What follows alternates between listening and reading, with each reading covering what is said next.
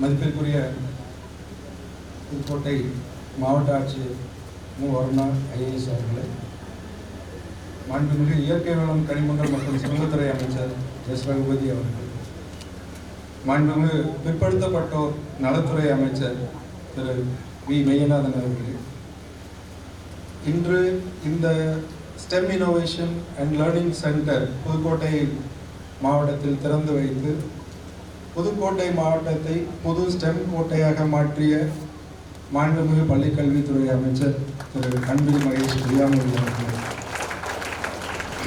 முதன்மை கல்வி அலுவலர் திரு சண்முகம் அவர்களே, பேரூராட்சி தலைவர் சிவகுமார் அவர்களே, அருமை நண்பர் அருமை சகோதரர் சிகரம் சதீஷ் அவர்களே, மேலும் education of future LLC Moscow Russian federation அதனுடைய இந்திய பிரதிநிதிகள் டாக்டர் பாஸ்கரன் போல்டு அண்ட் மிஸ்டர் பரணிதரன் அவர்களே, STEM science technology engineering mathematics 5320 ஆண்டுகள் முன்பு இதை முதலில் இரும்பை கொண்டு இன்ஜினியரிங் செய்த ஒரு நாடு நம் தமிழ்நாடு. அது மட்டுமல்ல, இந்தியாவிலேயே முதல் முறையாக ஸ்டெம் இனோவேஷன் லேர்னிங் சென்டர் அதை தமிழ்நாட்டில் திறந்து வைத்ததும் நம் தான். ஸோ அந்த பெருமை என்றைக்கும் தமிழ்நாட்டிற்கு உண்டு. இந்த ஸ்டெம் இனோவேஷன் லேர்னிங் சென்டர் அப்படின்னா என்ன அப்படின்னு பார்த்தீங்கன்னா, இது முழுக்க ஆசிரியர்கள், ஆசிரியர் பயிற்றுனர்கள், மாணவர்கள் இவங்க 3 பேருக்குமான ஒரு சென்டர். இந்த சென்டரை பொறுத்த வரைக்கும் ஆசிரியர் பயிற்றுனர்கள் அவங்களுடைய இனோவேட்டிவ் டீச்சிங் பிராக்டிசஸ் அதை ஆசிரியர்களுக்கு என்னென்ன மாதிரியான பயிற்சிகள் கொடுக்க முடியுமோ அதை இங்கிருந்து கொடுக்க முடியும். மேலும் இன்டர்நெட் வசதி வாய்ப்போடு இருக்கக்கூடிய இந்த சென்டர்ல இருந்து லைவ் ட்ரைனிங்ஸ் யூடியூப்ல ஸ்ட்ரீம் பண்ணிட்டு ஒரு இடத்துல இருந்து உலகம் முழுக்க பார்க்கக்கூடிய அளவுக்கு இதை பண்ண முடியும் இந்த புதுக்கோட்டை கீரமங்கலத்தில் இருந்து. ரெண்டாவது ஆசிரியர்கள் மைக்ரோ இனோவேஷன்ஸ் என்று சொல்லக்கூடிய கிளாஸ் ரூம் டீச்சிங்ல என்ன மாதிரியான யுக்திகளை கையாளலாம், என்ன மாதிரியான தொழில்நுட்பத்தை பயன்படுத்தலாம் என்பதை இங்கு பயிற்சி அளிக்கப்படும். மாணவர்களுக்கு பார்த்தீங்க அப்படின்னா இங்க கொடுக்கப்பட்டுள்ள பேசிக் எலக்ட்ரானிக்ஸ்ல இருந்து ரோபோட்டிக்ஸ் ஆகட்டும், ஏஐ கிட்ஸ் ஆகட்டும், ஸ்பேஸ் என்று சொல்லக்கூடிய விண்வெளி கல்வி ஆகட்டும் அனைத்தும் அவர்களுக்கு இங்கு கிடைக்கும்.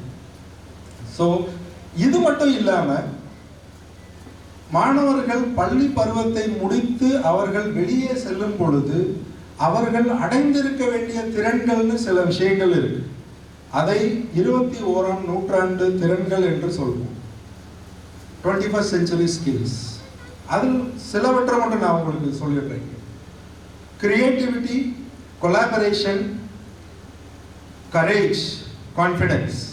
இந்த 4C ரொம்ப முக்கியம். ஸோ கரேஜ் எப்போ வரும்?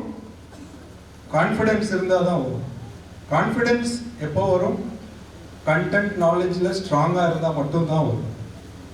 அதனால நம்ம கண்டென்ட் என்று சொல்லக்கூடிய இந்த கிளாஸ் ரூம் டெக்ஸ்ட் விஷயங்களை நன்கு கற்றறிய வேண்டும். இது எல்லாத்துக்கும் பேசிக்கான ஒரு விஷயம். இதை தாண்டி டிஜிட்டல் லிட்ரஸி என்று சொன்ன உடனே நேற்றைய தினம் நம்மளது அரசு ஸ்டேட் எஜுகேஷன் பாலிசி அதை வெளியிட்டிருக்கிறாங்க. அதில் நிறைய விஷயங்கள் இருக்கு, அருமையான விஷயங்கள். எல்லா பாலிசி விஷயங்களும் அதில் அவ்வளவு எப்படி நம்ம தொலைநோக்கு பார்வையோட நம்ம மாணவர்கள் கல்வி எவ்வாறு இருக்க வேண்டும் என்று அதை ரொம்ப அனலைஸ் பண்ணி அதை கொடுத்துருக்குறாங்க. அதில் 2 விஷயம் எனக்கு ரொம்ப சொல்லணுன்ற விஷயம் என்ன அப்படின்னு பார்த்தீங்கன்னா, 21st century skills அதில் அவ்வளோ அருமையாக கொடுத்துருக்கு. எவ்வாறு நாம் 21ஆம் நூற்றாண்டு திறனை அதில் நாங்கள் கொண்டு வருவோம். அதில் டிஜிட்டல் லிட்ரஸின்ற காம்பனன்ட் ரொம்ப முக்கியமாக சொல்லப்பட்டிருக்கு. டிஜிட்டல் லிட்ரஸி என்று சொல்லும் பொழுது அதில் ஏஐ, கோடிங், ரோபோட்டிக்ஸ் அனைத்தும் அதில் சொல்லப்பட்டிருக்கிறது. அது மட்டும் இல்லாமல் ஐ திங்க் இங்கே தான் இந்த பாலிசியில் தான் இந்த கிளைமேட் ஆக்ஷனை பற்றி நம்ம பேசுகிறோம். எப்படி என்வாயர்மெண்ட்டை வந்து நம்ம பாதுகாக்கணும், இயற்கை வளங்களை எவ்வாறு பாதுகாக்கணும், எப்படி அந்த வேஸ்ட் மேனேஜ்மெண்ட் அப்படின்னு சொல்லக்கூடிய அந்த இதை எப்படி செக்ரிகேட் பண்ணணும், ரெடியூஸ், ரீயூஸ், ரீசைக்கிள் அதெல்லாம் எப்படி இருக்கணும், இதெல்லாம் பாலிசி லெவலில் சொல்லப்பட்டிருக்குது. ஸோ இது அனைத்தும் மாணவர்கள் இப்போ இருந்தே நீங்கள் அதை கற்றுக்கணும். ஏன்னா இந்த திறன்கள் எல்லாம் என்வாயர்மெண்ட் ஸ்டீவர்ட்னஸ்ன்றது வந்து நீங்கள் இங்கேருந்து கற்றுக்கணும். பள்ளி படிப்பை முடித்து வெளியில் போகும்போது இதெல்லாம் நீங்கள் அடைந்திருக்கணும். ஸோ அப்போ அதுக்கான ஒரு இடமாக இந்த ஸ்டெம் இனோவேஷன் லேர்னிங் சென்டர் இருக்கும். அது மட்டும் இல்லை, இந்த ஸ்டெம் இனோவேஷன் லேர்னிங் சென்டருக்கு ஒரு டெடிகேட்டட் ஒரு ஸ்டெம் ட்ரெயினர் இங்கே இருப்பார்.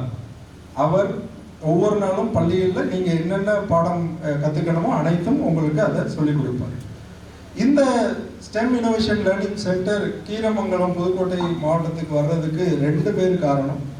ஒன்று நம்மளுடைய அருமை நண்பர் சிகரம் சதீஷ் அவர்கள், இன்னொன்று நம்ம பள்ளிக்கல்வித்துறை அமைச்சர் அவர்கள்.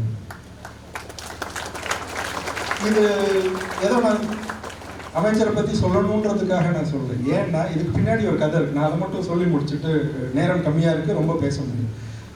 2023 எங்களுடைய முதலான அந்த ஸ்டெம் இனோவேஷன் லேர்னிங் சென்டரை இந்தியாவிலேயே தமிழ்நாட்டில் சென்னையில் நம்ம ஆரம்பித்தோம். ஸோ அன்னைக்கு நாங்கள் இதை திறந்து வைக்கிறதுக்காக அமைச்சர் அவர்களை போய் பார்க்கும் பொழுது அவருக்கு துறை சார்ந்த இன்னொரு ஆய்வு கூட்டம் இருந்தது, அவரால் கலந்துக்க முடியலை. அப்போ அவர் சொன்னார், நான் ஆன்லைனில் கலந்துக்கிறேன், ஏன்னா இது ரெண்டுமே ஒரே டைமில் இருக்கிறதுனால துறை சார்ந்த ரிவ்யூ ரொம்ப முக்கியம், அதுக்கு போயிட்டு வந்துடுறேன். சரி, ஓகே, ஃபைன். ஏன்னா நிறையா விஷயங்கள் அந்த மாதிரி மீட்டிங்ஸ் இருக்கணும், நாங்கள் வந்துட்டோம். அப்போது இன்னொரு விஷயம் சொன்னாங்க, உதவியாளர்கிட்ட நீங்கள் கேட்டுக்கங்க எப்படி ஆன்லைனில் கனெக்ட் பண்ணுறது, எந்த இடத்துல எந்த டைம் இல்லாமல். இப்போ உதவியாளர் அவங்க சொன்னாங்க, அது நாங்கள் போகிற இடம் ரொம்ப ரிமோட்டான இடம், ஸோ ஆன்லைனில் இன்டர்நெட் இஷ்யூலாம் இருக்கும், அது கஷ்டம் அப்படின்ட்டு. ஸோ அப்போ கூட நான் நினச்சேன், சரி நம்மளை ஏதாவது சமாளிக்கிறதுக்காக சும்மா சொல்லி அனுப்பிச்சிட்டாங்க அப்படின்னு சொல்லிட்டு.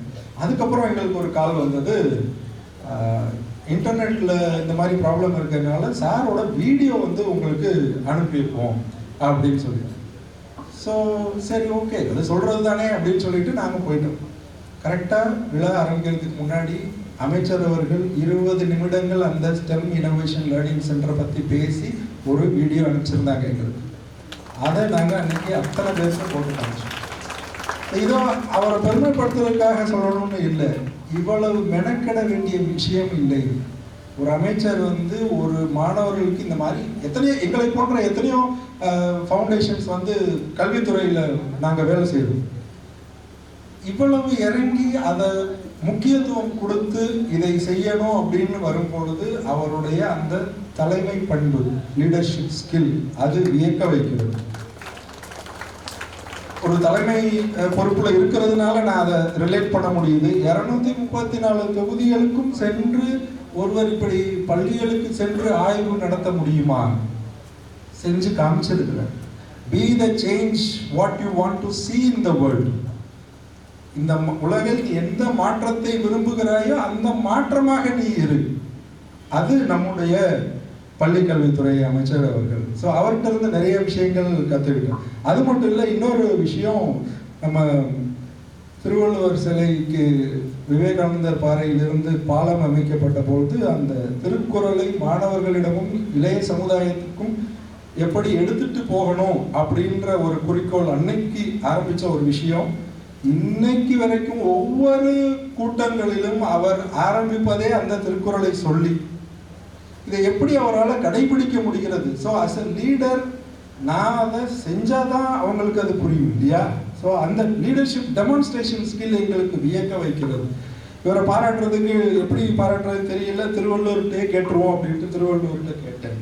திருவள்ளுவர் எனக்கு கொடுத்த ஒரே ஒரு குறள் அமைச்சரை பற்றி, அன்பிலார் இவர் நமக்குரிய, அவர் துணை பண்பில் என்றும் உயர்நிலை.